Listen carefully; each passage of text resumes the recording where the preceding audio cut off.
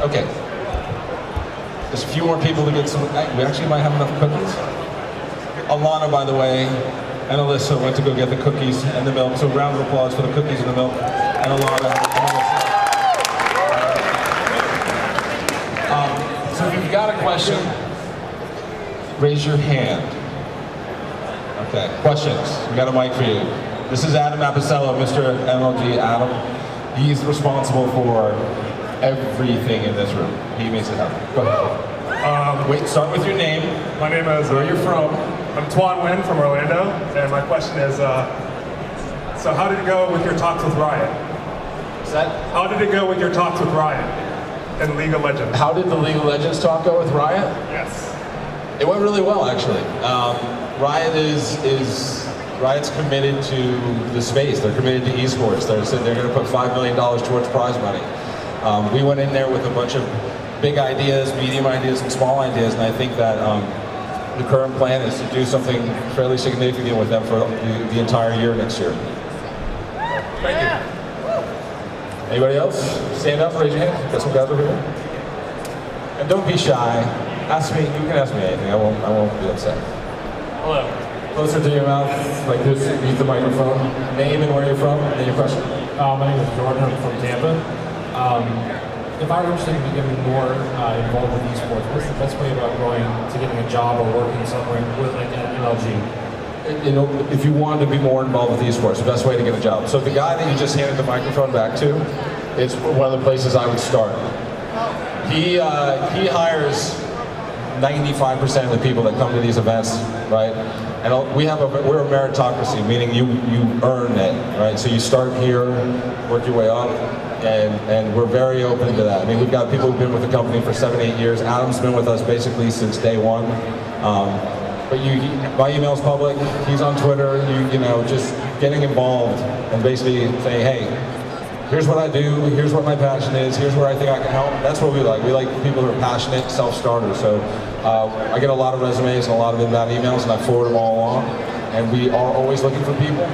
So that's my advice. With us, now with other organizations or other groups, I'd say the same thing. Find somebody, reach out to them, and explain to them what you think you can bring to the table, right? And that you're passionate about. Because it's the great news is there's a lot happening here. There's a lot developing. It's getting bigger and bigger. How about this guy up here, though? Yeah. Hey, I'm Joe. Hey, Joe. I'm from Orlando, also. Whatever happened with ESPN talking to them? So that stuff is still in the works. I'm gonna get my coffee. I was up a little late last night.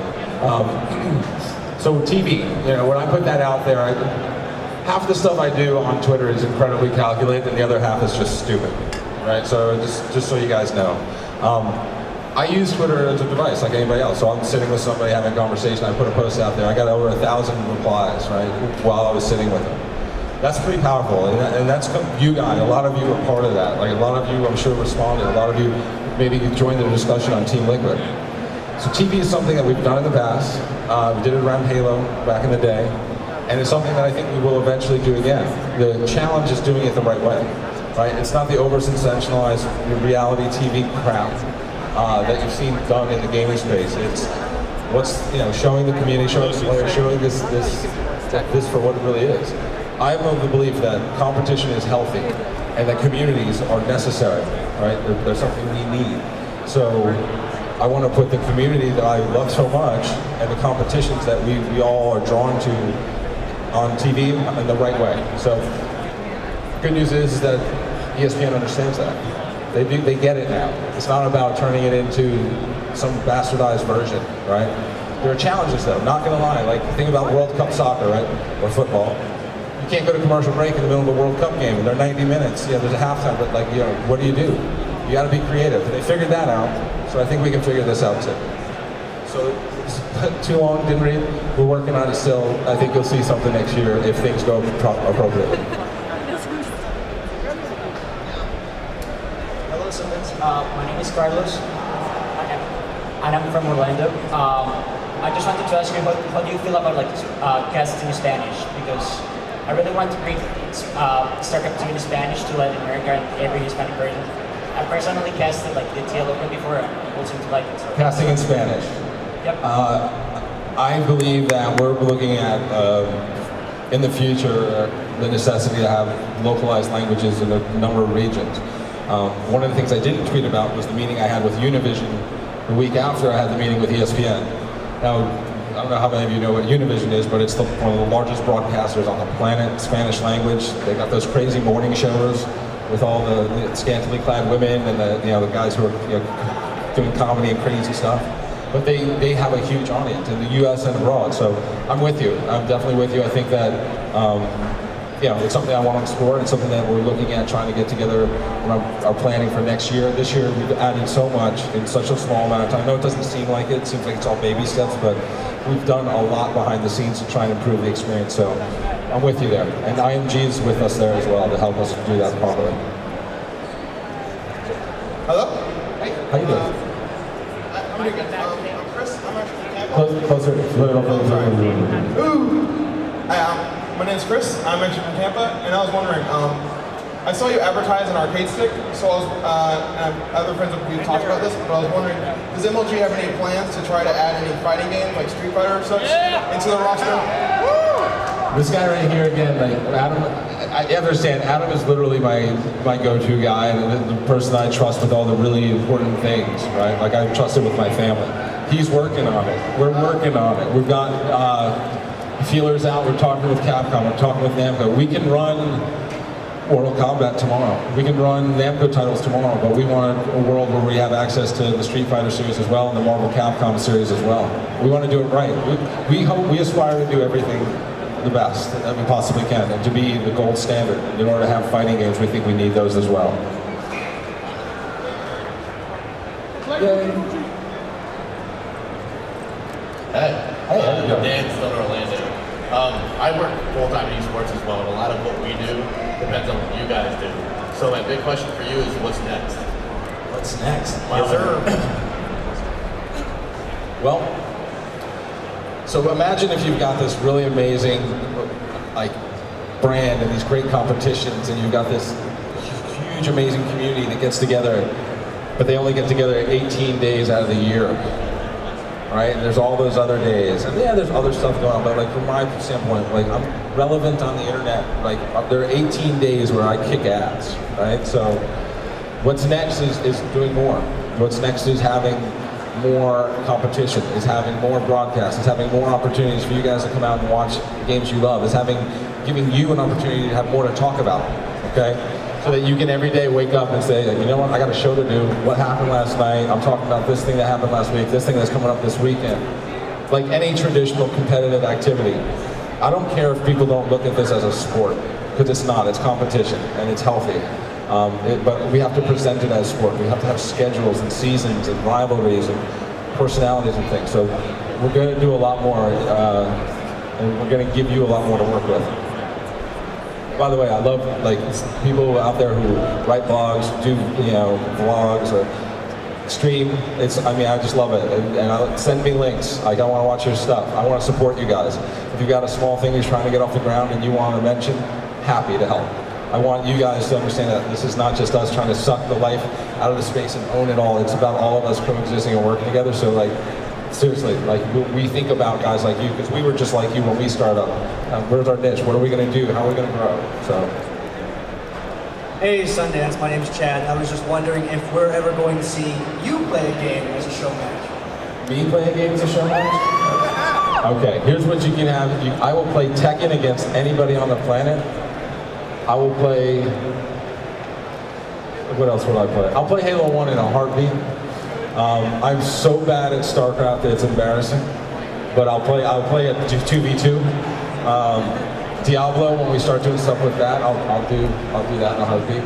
But yeah, I've played show matches in the past and done either well or really badly, so it wouldn't be new to me. I've been laughed at a couple of times for my gameplay. But I talk a lot of crap. I tend to talk a lot of crap for a game. Then I shake hands and I'm the nice guy at GTF. Hi, my name's Webb. I'm from Orlando. I love esports, and it seems you're quite fond of it too. I want to know what brought you here. Why esports? So I'm going to go out on a limb and say that I'm probably a bit older than most of you, right? So, I don't know, just a guess. So when I was a kid, I moved around a lot, and I played a lot of games. I played sports, I played chess, I played Dungeons and Dragons. I played video games, but I played everything socially, right? I had people come over, I went over to people's houses, I was on a team, and it was something that, for me growing up, I look back at, and my fond memories are like hanging out with my buddies, shooting the shit, playing the game.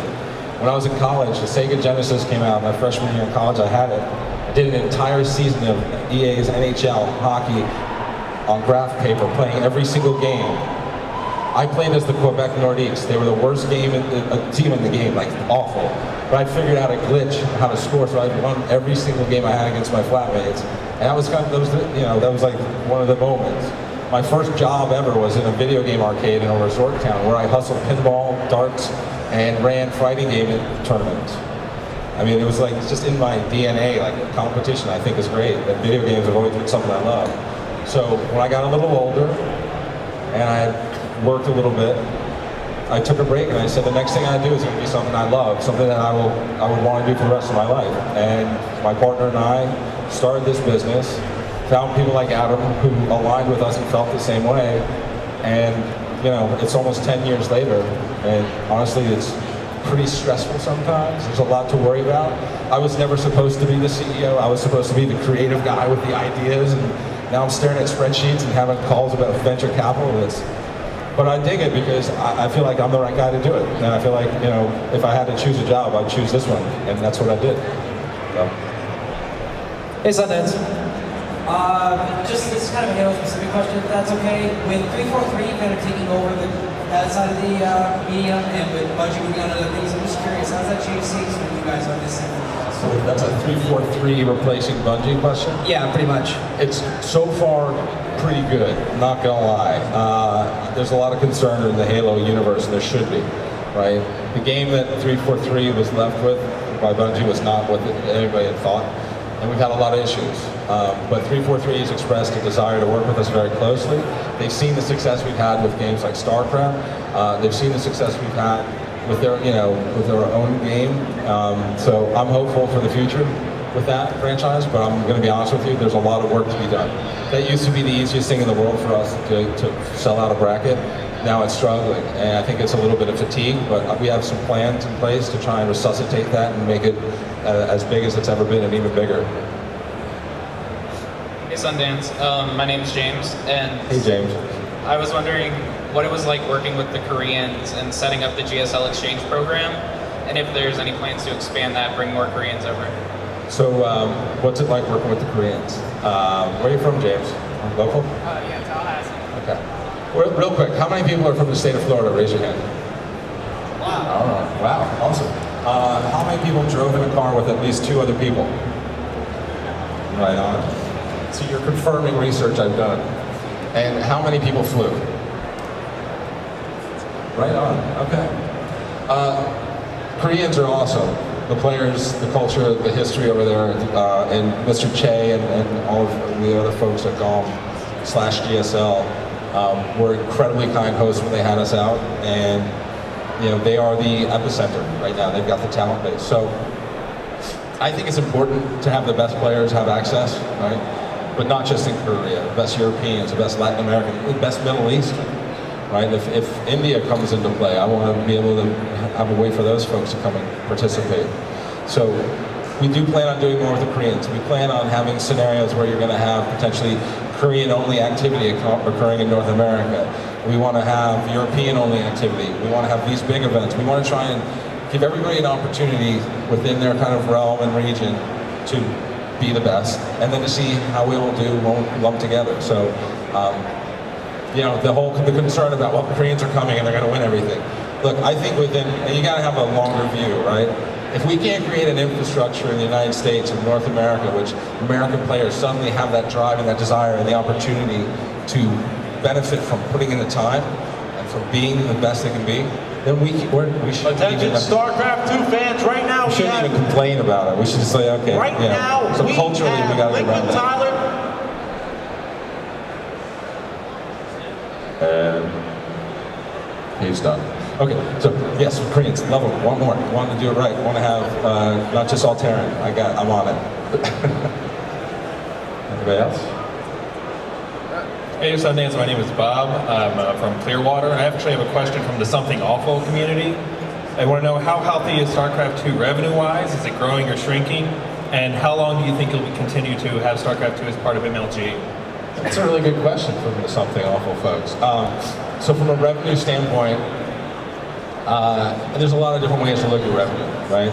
There's what you guys paid to come in the room, there's what the streams generate in advertising, there's the sponsorships, right? So StarCraft 2, I don't look at it as a revenue, from a revenue standpoint directly. I think it's, obviously there's a lot of potential there, and our conversations with Blizzard are focused on the long term, as they are with Riot, the long term. Like, imagine everything starts today, right? Everything you knew, everything in the past is the past, and today, you look around, is it healthy? Well, yeah, the audience is growing, it's great. Does it need to get bigger? Absolutely. Is there a lot of it about the monetization around the content that's produced? Yeah, so it's at a place where we're just getting started. I see StarCraft 2 being a part of our future for many years to come. Blizzard has very like hard-carved timings and plans around what StarCraft is going to be, and we're going to work with them for as long as, you know, it's StarCraft 2 until there's the next version. So I think that we've seen, look, you guys, most of you are here because of that game, I would guess, right? And we just started really running it this year. And if you think about our first event to now, I mean, I hope we're doing you guys justice. So we're going to continue to try and do that. Hey Sundance, I'm Brittany from West Palm Beach, Florida.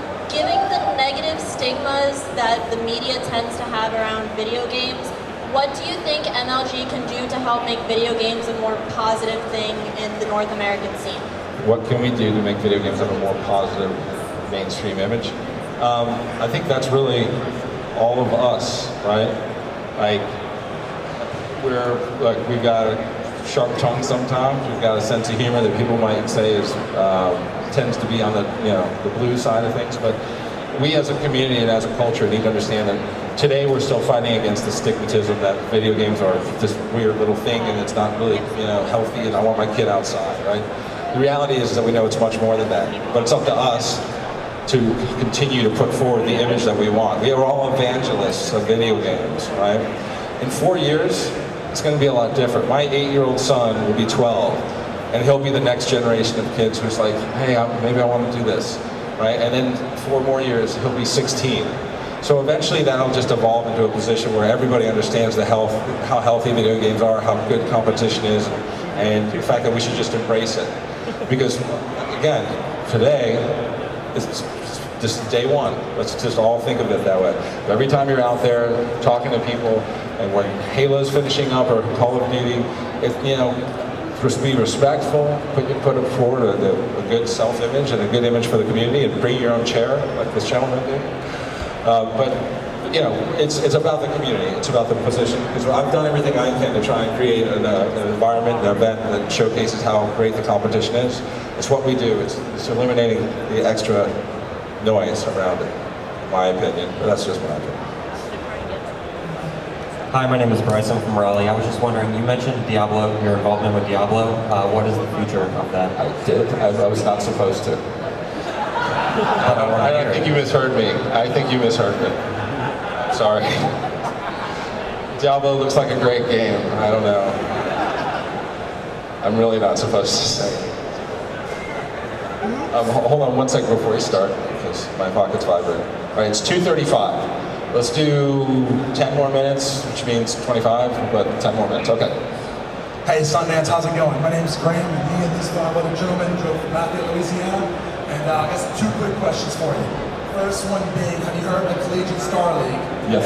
Awesome. And the second question would be, is MLG looking in the future to be involved more in the college campuses of games besides StarCraft and Call of Duty, Halo, stuff like that? It's in the works. Yeah, I love Louisiana, by the way. So colleges are obviously fertile ground. What's up, Hank? Colleges are fertile ground for us, right? And I think supporting college structure and things that happen are an important part of the future. But I would even go a step further, right? How many of you are familiar with ASO, American Youth Soccer Organization?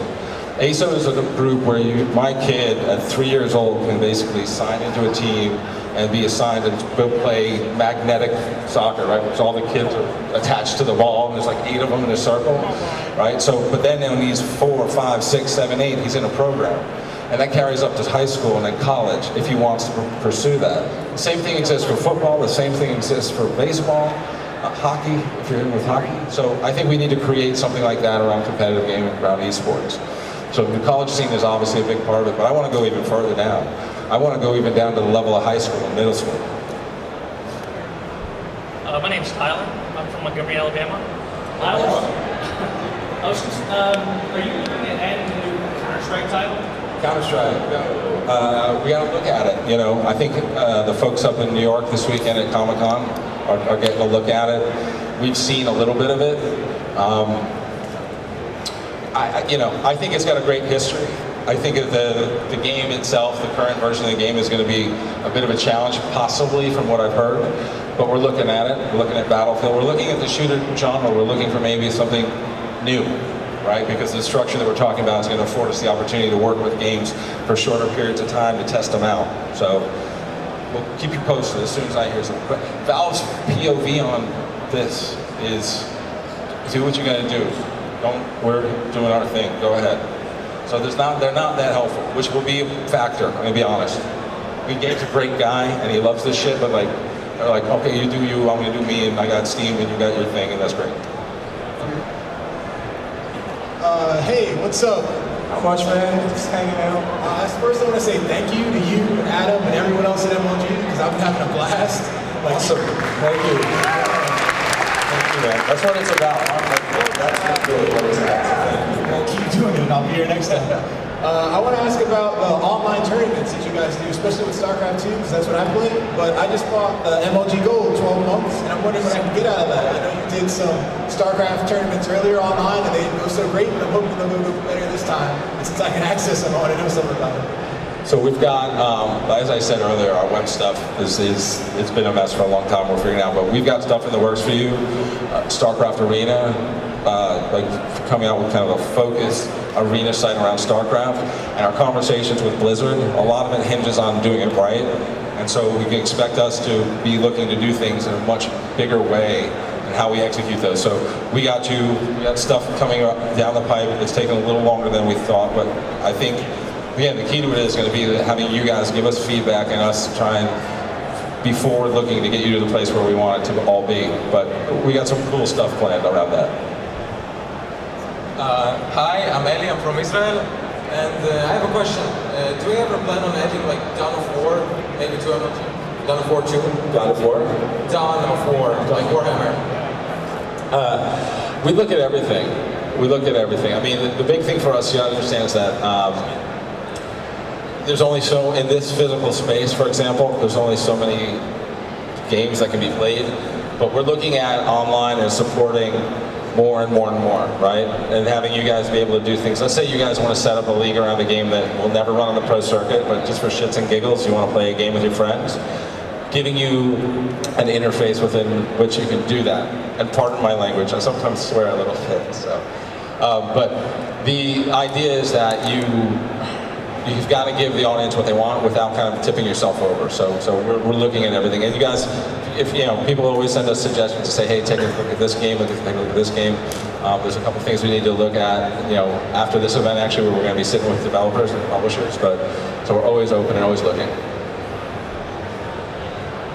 Hello, my name is Daniel. I'm from Orlando, and I was curious if you guys were thinking of doing like advertising in towns more in advance before the events, because I've known about this event for a long time, but living here I haven't seen very many advertisements or anything.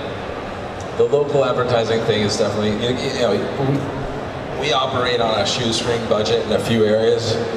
Marketing and advertising is one of them. And that's just now. In the future, yeah. In the future, I'd love to see, you know, us roll into a town well in advance of the event and just basically, you know, plaster the place with information. College campuses, stores, land centers. You know, it's something we really do need to do a better job of. We've done it in the past a little bit with street teams and whatnot, but, you know, we'll get there. All right, I think we got time for one more, and then I'm getting calls because I'm late. I'm Jesse from here in Orlando, and do you plan to expand to more live events like this one in other cities?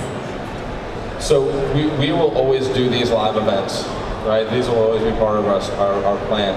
Whether or not it's 6 or fewer or more, we'll always have this. It's an opportunity for us all to get together, meet in real life, play some video games, and hang out. But again, the other thing that we need to do is we need to be able to provide a platform such as any league would, which is regularly scheduled programming, right? And the way that you can do that without incurring a tremendous amount of cost is by centralizing competition. Can't really say anymore, but you've probably seen some stuff on Twitter. And Adam will kill me, but we're gonna do a lot more, right? Like 18 days is not enough. Think weeks. Okay, I'm done. He's gonna kick my ass. Sorry. Hi, my name's Joe. I'm from Chicago. Where are you from? Chicago. Yeah. I was just wondering if you're going to be doing MLG Chicago next year. Chicago next year. Yeah. Oh, the unions in Chicago are tough, man. Like, they are rough. This would cost me money. This would cost me. It's nuts. The big part of it, like, there's a lot of expense that goes on behind the scenes. Like, if I want more chairs, Adam could say, you know what, it's like, okay, you want chairs? It's going to cost money for us to bring them out. You're going to pay for every chair, and it's going to take 3 hours. It's not like, it's nuts. It's not like you're at home and you're just like, I feel like there's a guy who works here who does that, and he's in a union. In Chicago, they're rough. It costs us $1,000 to sign for a FedEx package in Chicago. All right, we're going to do one more. I'm going to pick one more. Okay, over there, crazy arm waving. There you go. Sorry, she was there. Excuse me. Look, I will also answer questions via Twitter if you have them. I'm around. You can come up to me and ask me something, and we'll do more of these.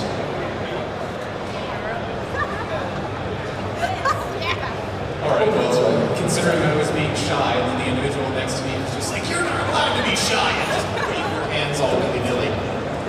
I was just curious. Are you gonna, oh great, now I'm nervous. You're nervous? Don't be nervous, man. I don't mind. Fair enough. I'm curious, are you going, or is there any plans for MLG to extend the main stage or take more space in the convention hall, possibly get multiple booths or maybe multiple games playing at the same time aside from the 3 front? Yes. Oh, thank you for this, or thank you for the tease. No, I think, look, this experience is it's a lot of fun, but it's not as polished as it could be, right? We're talking to folks in sports arenas. We're talking to folks about different types of venues, right?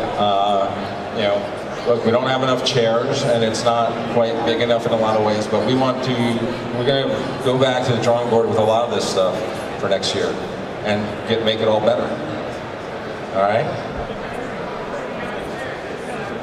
Chairs, I'm gonna tell you what, I'm gonna start charging you for the chairs. $2 and you can have a chair, all right? So I want $2 for every. We need more, I stand all day at work. I don't have a chair. So I figured I'd do the same thing to you guys. All right, that's it. Thank you again, I really appreciate it. Thank you. I'm gonna play some Call of Duty over the MLG zone. But again, the one thing I want to ask of everybody, the favor I ask in exchange for the milk and cookies and the tour, is when you're out there and you're talking to people, not the people who are already in the scene or already in the community, but you say, hey, I'm getting coffee. This person in front of me is chatting with me about the weather. Then when they ask you what you did this weekend, tell them about it. Tell them about how great it is, and tell them about where to go to see it. And I don't mean just us. I mean just tell them about this in general. And eventually they'll find us. Like let's keep spreading the word. All right. Have a good weekend, and thank you very much.